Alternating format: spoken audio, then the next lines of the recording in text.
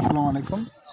আজকে ডেলিভারি হচ্ছে নরসিংদী মাধবদীতে এবং 40 পিস মাদার, আর নরসিংদী সদরে 500 পিস লার্ভা।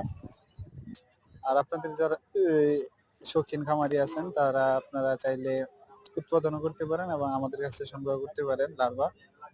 আর উৎপাদন করার জন্য মাদার সংগ্রহ করতে পারেন। মাদার সংগ্রহ করে আপনি নিজের খামারের প্রোটিনের চাহিদা পূরণ করতে পারেন। হাঁস, মুরগি, ময়ূর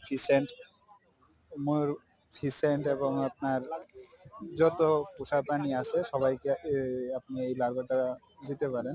প্রোটিনের চাহিদা পূরণ করার জন্য এগুলা চাষ করতে পারেন।